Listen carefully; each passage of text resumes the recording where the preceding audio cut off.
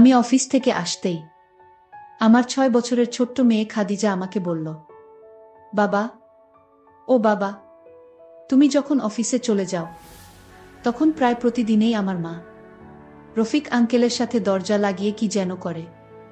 আমি মার রুমে যেতে চাইলেই আমাকে বের করে দেয়। ও বাবা, এই রুমে মা আর রফিক আঙ্কেল দরজা লাগিয়ে কি করে?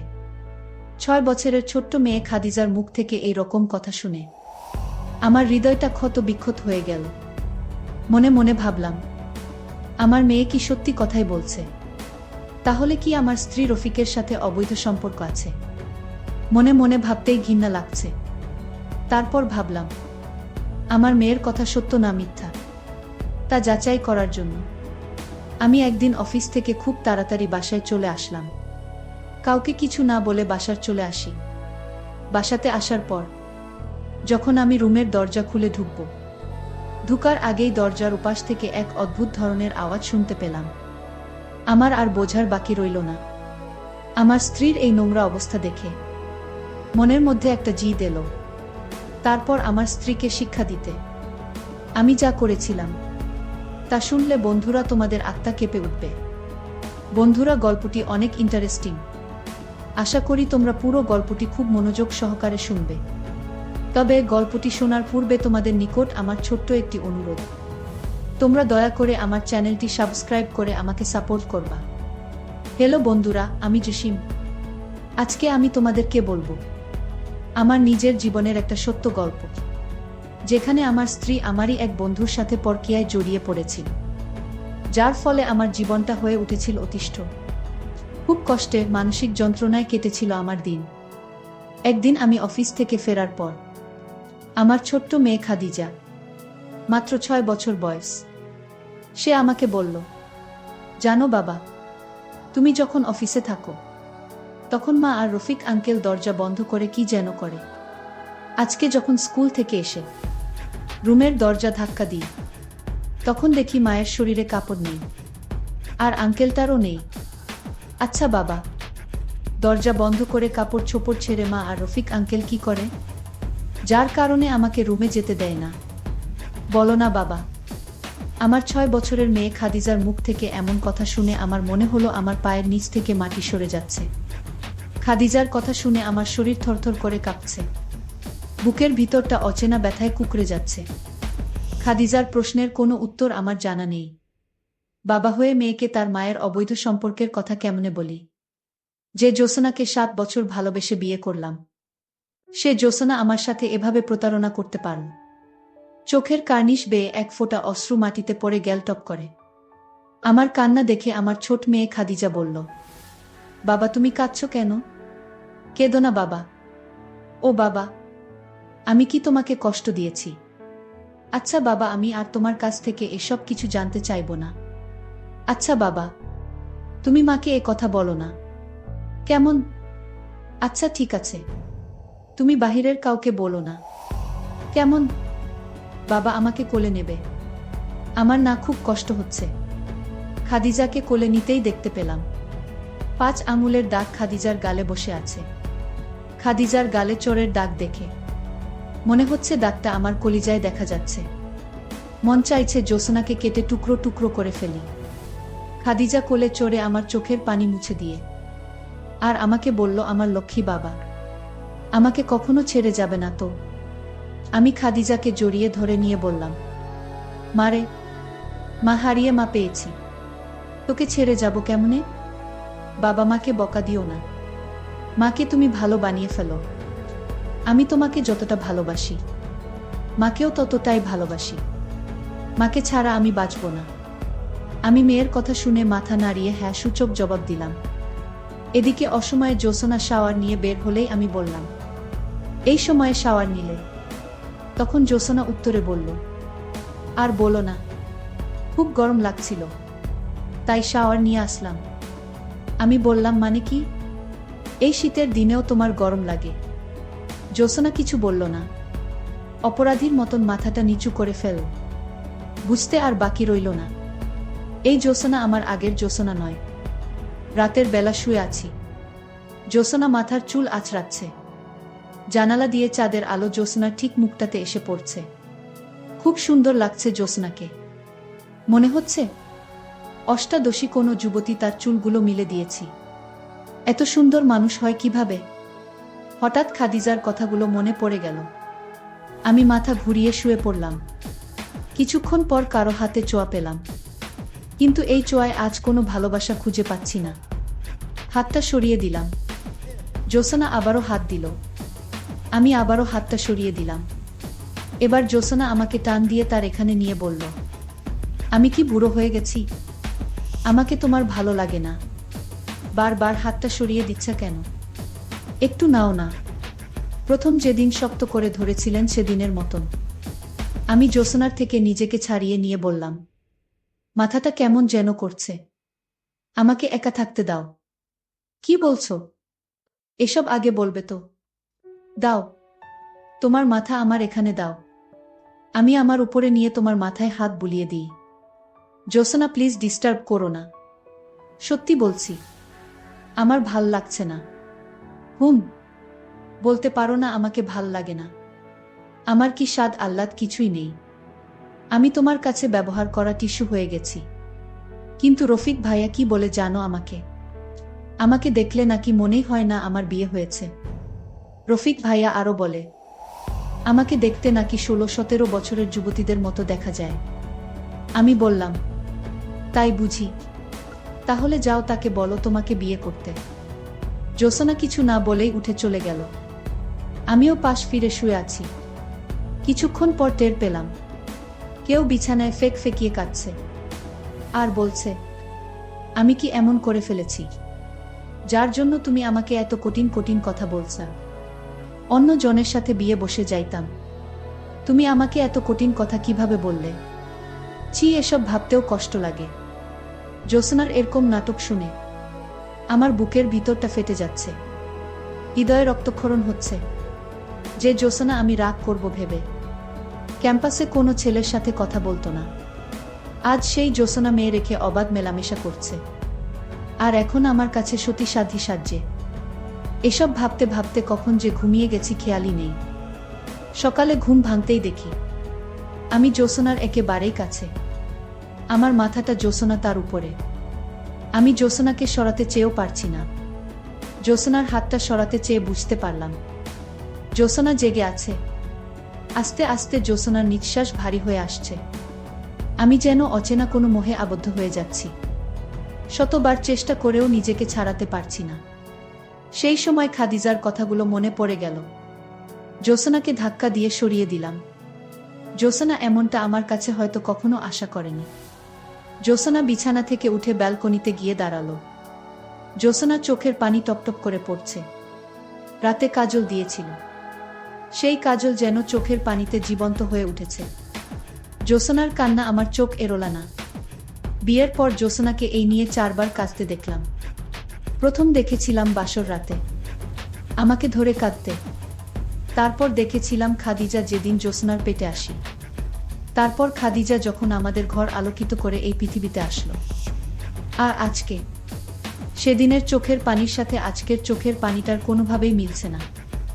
আজকের চোখের পানিটা মনে হচ্ছে চলনাম ধূম্রজাল। জ্যোৎস্না চোখের পানি মুছে কিচেনে চলে গেল। ব্রেকফাস্ট রেডি করে যখন টেবিলে সাজিয়ে দিচ্ছে, ঠিক তখনই জ্যোৎস্নার শাড়িটা সরে গিয়ে একটু বের হয়ে আছে। আমি হাত বাড়িয়ে ঠিক করে দিতে গিয়েও হাতটা ফিরিয়ে আনলাম, কেননা জ্যোৎস্নাকে ছোঁয়াতেও আমার ঘৃণা লাগে। তবুও দিন শেষে মানুষটাকে আমি ভালোবাসি, বড্ড বেশি ভালোবাসি। সকালে ব্রেকফাস্ট করে অফিসে গিয়ে ভাবতে লাগলাম কি করা যায়। জ্যোৎস্নাকে এক মুহূর্তের জন্য ভুলতে পারা আমার জন্য সম্ভব না। এছাড়া খাদিজারও তো একটা ভবিষ্যৎ আছে। মনে মনে স্থির করে নিলাম জ্যোৎস্নাকে ভালোবাসা দিয়ে শুদ্ধ করে নেব। তাই অফিস থেকে বের হয়ে জ্যোৎস্নার পছন্দের এক পাতা কালো রঙের টিপ, সাথে বকুলের মালা, কাচের চুড়ি কিনে রওনা দিলাম বাসায়। বাসায় যেতে যেতে ভাবলাম, কালো টিপ, নীল চুড়ি, সাথে কুপাতে জ্যোৎস্নাকে আজ অষ্টাদশী তরুণী লাগবে। ভাবতে ভাবতে একদম বাসার সামনে এসে পড়ি। বাসায় এসে দরজা ধাক্কা দিতেই আমার হাতের ফুলগুলো পড়ে যায়। রফিক আর জ্যোৎস্না পাশাপাশি বসে রোম্যান্টিক ছবি দেখছে। রফিক জ্যোৎস্নার হাত ধরে আছে, আর জ্যোৎস্না মুগ্ধ দৃষ্টিতে তাকিয়ে আছে রফিকের দিকে। জ্যোৎস্না আমাকে দেখে রফিকের হাতটা ছেড়ে দিল। আমি কিছু বলে ওঠার আগেই রফিক সাহেব আমাকে বলল, আরে জসিম ভাই, কেমন আছেন? সামনের সপ্তাহে আমাদের রনির বার্থডে। আপনি আর ভাবি যাবেন? আর হ্যাঁ, ভাবিকে কিন্তু অবশ্যই নিয়ে যাবেন। আমি কি বলবো ভেবে পাচ্ছি না, রাগে শরীর কাঁপছে। জ্যোৎস্না নিচে পড়ে থাকা ফুলগুলো তুলে খোপায় জড়িয়ে নিল। এদিকে রফিক সাহেব বের হতেই বুকটা কেমন যেন করে উঠল। জ্যোৎস্নাকে কিছু একটা বলতে গিয়েও বলতে পারলাম না। জ্যোৎস্নাকে ভালোবাসি, এক জ্যোৎস্নায় নিজের থেকেও বেশি। আর খাদিজা জ্যোৎস্নাকে ছাড়া তো কিছুই বোঝে না। জ্যোৎস্নাকে ছাড়া আমার কোনো বিকল্প নেই। রাতে শুয়ে শুয়ে জ্যোৎস্নার সাথে কাটানো স্মৃতিগুলো মনে করছি। মানুষ কিভাবে এতটা পাল্টে যায়। সত্যি পৃথিবীর সবচেয়ে কষ্টকর বিষয় হচ্ছে প্রিয় মানুষের অন্য রূপ দেখা। হঠাৎ ফোনটা ক্রিং ক্রিং করে বেজে উঠল। ফোনের দিকে তাকাতেই দেখি ফারিয়ার ফোন। ফোনটা তুলতেই ফারিয়া বলল, হ্যালো জান, কেমন আছো? হ্যাঁ ভালো, তুমি কেমন আছো? তোমাকে ছাড়া কিভাবে ভালো থাকি বলো জানো, খুব মিস করছি তোমায়। তোমার প্রতিটা ছোঁয়ায় আমি সবসময় ফিল করি। রফিক গাধাটা কিছুই করতে পারে না। জানো আমি তোমাকে ভীষণ ভালোবাসি। আর হ্যাঁ, কাল দুপুরে বাসায় এসো। রফিক শহরে থাকবে না, রনির জন্মদিনের গিফট কিনতে যাবে। আচ্ছা, এই শোনো না, একটু মজা দেও আমায়, কাল মন ভরে আদর করব। ফোনটা কেটে পিছনে তাকিয়ে দেখি জ্যোৎস্না দাঁড়িয়ে আছে। জ্যোৎস্নার চোখের কার্নিশ বেয়ে জল পড়বে পড়বে ভাব। নীরবতা ভেঙে আমিই বললাম, কিছু বলবে? তুমি তো ডিনার করনি। অফিস থেকে আসার পর থেকেই দেখতেছি যে তোমার মন খারাপ। খাবে না? খাদিজা খেয়েছে। হুম, ওকে খাইয়ে ঘুম পাড়িয়ে দিয়েছি। আচ্ছা তুমি শুয়ে পড়ো, আমি খেয়ে নিচ্ছি। জ্যোৎস্না কিছু না বলেই শুয়ে পড়ল। টেবিলে গিয়ে বসতেই দেখি 2 প্লেটে খাবার দেওয়া। বুঝতে আর বাকি রইল না যে জ্যোৎস্না খায়নি। আমি খাবারটা শেষ করে বিছানায় গাটা এলিয়ে দিলাম। বিছানায় শোয়ার কিছুক্ষণ পর বুঝতে পারলাম জ্যোৎস্না চাপা কান্না করছে। মন চাইছে জ্যোৎস্নার চোখের জলটা মুছে দিয়ে টেনে নিই, কিন্তু রফিক সাহেবের কথা মনে পড়তেই বুকটা দুমড়ে মুচড়ে গেল। সকালবেলা ঘুম ভাঙতেই দেখি জ্যোৎস্না আমার উপরে, একদম মাসুম বাচ্চার মতো লাগছে। মন চাইছে ভাঁজহীন কপালটাতে ভালোবাসার ছোঁয়া এঁকে দিই, কিন্তু না পারলাম না। খাদিজার কথাগুলো মনে হতেই কেমন যেন ঘৃণা এসে গেল। জ্যোৎস্নাকে আমার উপর থেকে সরিয়ে ফ্রেশ হয়ে অফিসে চলে গেলাম। দুপুর বেলায় আবারও ফারিয়ার ফোন পেয়ে তাড়াহুড়ো করে তার বাসায় চলে যাই। বাসায় গিয়ে দেখি ফারিয়া রনিকে কোলে নিয়ে টিভি দেখছে।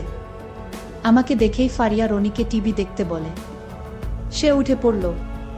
ফারিয়ার ছেলে রনি তার মাকে বলল, মা তুমি কোথায় যাচ্ছ? চলো না আমরা একসাথে টম অ্যান্ড জেরি দেখি। আচ্ছা বাবা, তুমি দেখো, আমি অন্যদিন দেখব। ফারিয়ার রুমে গিয়ে বসতেই ফারিয়া দরজাটা লাগিয়ে দিতে চাই। আমি না করলাম, কারণ আজ তো রনির বাবা আসার ভয় নেই। ফারিয়া মৃদু হাসল। নীল রঙের শাড়িতে ফারিয়াকে অপূর্ব লাগছে। ফারিয়া আমার কাছে এসে বসল। ফারিয়া আমার ঠিক ততটাই কাছে এসে বসল, যতটা কাছে আসলে নিঃশ্বাসের শব্দটাও শোনা যায়। তারপর ফারিয়াকে নিয়ে হারিয়ে গেলাম অন্য এক জগতে। হঠাৎ বিছানায় থাকা মোবাইলটা ক্রিং ক্রিং বাজতে লাগল। মোবাইল ধরতেই ওপাশ থেকে কেউ একজন মায়া ভরা কণ্ঠে বলল, খেয়েছো তুমি? হুম খেয়েছি, তুমিও খেয়ে নিও। এমন সময় রনি মা করে দৌড়ে এসে দরজাটা খুলে ফেলে। এদিকে ফারিয়া আমাকে ধরে রয়েছে। ফারিয়া রনিকে এভাবে ঢুকতে দেখে গালে চড় বসিয়ে দেয়। তোমাকে না বলেছি টিভি দেখতে, এখানে এসেছো কেন? ছোট্ট রনি কান্নামাখা ভয়ার্ত দৃষ্টিতে বলল, মম, তুমি তো দুপুরে খাওনি, এসো তোমাকে খাইয়ে দিই। ছোট্ট ছেলেটার কথা শুনে বাক্রুদ্ধ হয়ে গেলাম। খাদিজার কথা বারবার মনে পড়ছে। ঠিক এমনটাই হয়তো খাদিজার সাথে ঘটেছিল। সত্যি প্রকৃতির বিচার বড়ই নিষ্ঠুর। আমি ফারিয়াকে কিছু না বলে রুম থেকে বের হয়ে আসলাম। বাসায় এসে দেখি জ্যোৎস্না কার সাথে যেন ফোনে কথা বলছে। আমি জ্যোৎস্নার পিছনে গিয়ে দাঁড়ালাম। আর শুনতে পেলাম, জানো রফিক, তোমাকে অনেক মিস করছি। আমার স্বামীটা আমার দিকে একবার ভালো করে তাকায় না পর্যন্ত। বলো রফিক, এই চেহারা দিয়ে কি করব আমি তাহলে? তুমি আমাকে সুখী করেছ। আচ্ছা, আবার কবে দেখা হবে? আমি জ্যোৎস্নার হাত থেকে ফোনটা নিয়ে আচার মারলাম। জ্যোৎস্না জড়সড় হয়ে গেল আমার ব্যবহারে, কিন্তু কিছু বলল না। ভাবছিলাম জ্যোৎস্নাকে একটা থাপ্পড় দিই, কিন্তু না, ওকে থাপ্পড় দিলে যে আমারই কষ্ট হবে।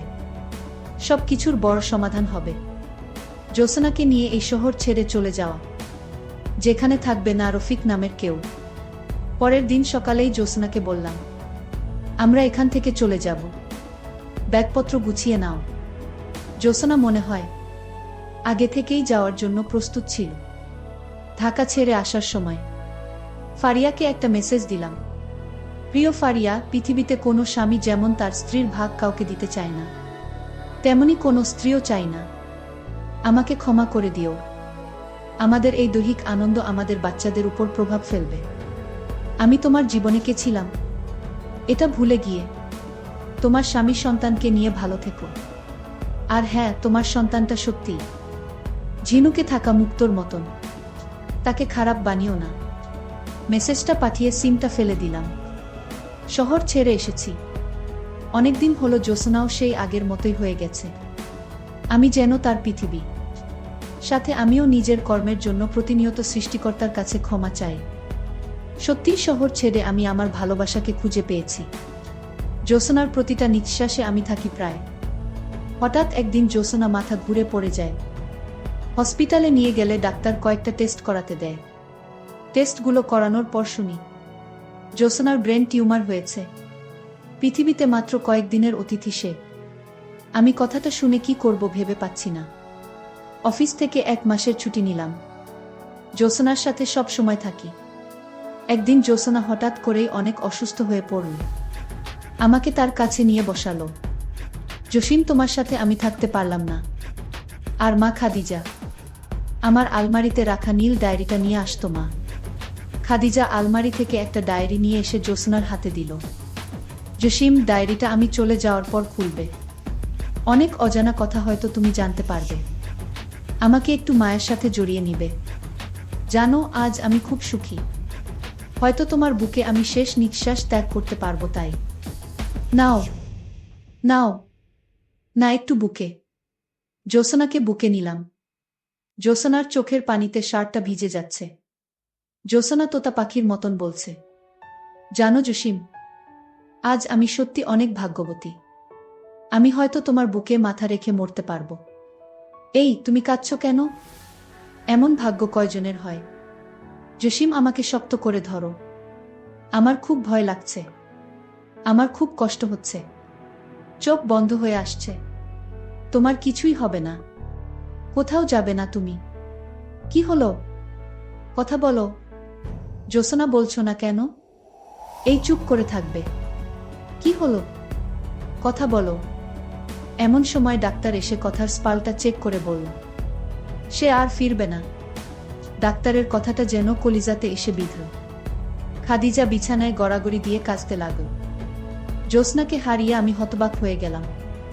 দু চোখে শুধু অন্ধকার দেখি। মনের ভিতরটা সর্বদাই হুহু করে কেঁদে ওঠে। জ্যোৎস্নার বিয়োগ আমার হৃদয়টাকে ক্ষত বিক্ষত করে দিয়েছিল। 1 বছর 2 বছর নয়, 7-7টি বছর প্রেম করে তারপর জ্যোৎস্নাকে ভালোবেসে বিয়ে করেছিলাম। জ্যোৎস্না আমার জীবনের সবচেয়ে প্রিয় পছন্দের একটা মানুষ ছিল। তার মৃত্যুতে আমি সম্পূর্ণরূপে ভেঙে পড়েছিলাম। তার সুখ কাটিয়ে উঠতে আমার অনেক দিন সময় লেগেছিল। জ্যোৎস্নাকে দাফন করার কিছুদিন পর জ্যোৎস্নার দেওয়া নীল ডায়েরিটা বের করে পড়তে লাগলাম। ডায়েরির প্রথম পাতায় সুন্দর করে লেখা, কোনো এক নিশিতে আমি চাই না যে তোমায়, আমি তোমাকে চাই প্রতিটা নিঃশ্বাসে। ডায়েরির পরের পাতা উল্টাতে দেখলাম নীল কালিতে লেখা আছে, আচ্ছা, আমি কি দেখতে খারাপ হয়ে যাচ্ছি? জসিম ঠিক মতো আমায় ভালোবাসে না, পাগলামি করে না, খুব কষ্ট হয়। পরের পাতা উল্টাতে দেখলাম আজ রফিক ভাই এসেছিল। পুরুষ মানুষ কাঁদতে পারে তা আমার জানা ছিল না। রাতে ভাই আর একটা ছেলেও আছে নাকি? রফিক ভাইয়া আমার হাত দুটো ধরে বলল, আমার কোনো বোন নেই। আজ থেকে তুমি আমার বোন। তুমি পারো দুটি সংসার ভাঙা থেকে রক্ষা করতে। জানো, জসিম ভাইয়ের সাথে ফারিয়ার অবৈধ সম্পর্ক চলছে। আমি একদিন দেখেও ফেলেছি, কিন্তু জসিম ভাইয়া এবং ফারিয়া কাউকে কিছু বলতে পারিনি। ফারিয়াকে তালাক দিলেও আমার ছেলেটার কি হবে? কারণ আমার মা ও 5 বছরের সময় আরেক লোকের সাথে পালিয়ে গিয়েছিল। সমাজের সবার লাঠি ঘোড়া খেয়ে আজ এখানে। আমি চাই না আমার ছেলেটার অবস্থাও আমার মতো হোক। বোন, তুমিই পারো তোমার স্বামীকে সঠিক পথে আনতে। আমায় কি করতে হবে? রফিক সাহেব তখন আমাকে বলল, জোসনা, তোমাকে আমার সাথে অবৈধ সম্পর্কের অভিনয় করতে হবে। আর খাদিজা তো ছোট হলেও এই অভিনয়ে তার দায়িত্বটা নিপুণভাবে পালন করবে। সত্যি বলতে আমার জীবনে কেউ ছিল না। জসিম, আমি জানি তুমি আমাকে যথেষ্ট ভালোবাসো, কিন্তু তুমি অন্য নারীর মোহে পড়ে গিয়েছিলে। তাই মিথ্যা অভিনয় করে তোমাকে নিয়ে শহর ছেড়ে আসার প্ল্যান করেছিলাম। তারপর সৃষ্টিকর্তার আশীর্বাদে রফিক সাহেব পেয়েছে তার স্ত্রী সন্তানকে, আর আমি পেয়েছি আমার অলংকারকে। বড্ড ভালোবাসি তোমায়। তোমার জোসনা ফুলের মতো নিষ্পাপ আছে। তোমার জোসনা যে তোমাকে নিয়ে জান্নাতে থাকতে চায়। ক্ষমা করে দিও সত্যটা গোপন করার জন্য। ইতি, তোমার কলিজার টুকরা। ডায়েরিটা পড়ে চোখের পানি ধরে রাখতে পারেনি। চোখের পানিতে ডায়েরির পাতাগুলো ভিজে যায়। পাশে দাঁড়িয়ে খাদিজা কাঁদছে। কি হল মা, কাঁদছিস কেন? বাবা শরী, সেদিন তোমাকে মিথ্যা বলার জন্য আমি আমার ছোট্ট মেয়েটাকে ধরে বললাম। মারে শরী, কেন বলছিস? খাদিজা কিছু না বলে আমাকে ধরে কেঁদে দিল। আমি নীল ডায়েরিটার দিকে ভালো করে তাকিয়ে মনে মনে বললাম, বাকিটা জীবন তোমার স্মৃতি মনে করেই কাটিয়ে দেব। হৃদয়ে থাকবে নীল ডায়েরির ভালোবাসার গল্পটা। বন্ধুরা, আজকে এই পর্যন্তই। আবারও আসবো তোমাদের মধ্যে নতুন কোনো ভিডিও নিয়ে। ভিডিওটি যদি তোমাদের ভালো লাগে তাহলে একটি লাইক দাও। প্রতিদিন আমি তোমাদেরকে একটা করে নতুন গল্প উপহার দিব। তাই তোমাদেরকে অনুরোধ করে বলছি, তোমরা যদি এই রকম ধরনের ইন্টারেস্টিং গল্প পেতে চাও তাহলে দয়া করে আমার চ্যানেলটি সাবস্ক্রাইব করো। পরিশেষে তোমাদের সকলের সুস্বাস্থ্য কামনা করি। ভিডিওটি দেখার জন্য তোমাদের সকলকে অসংখ্য ধন্যবাদ।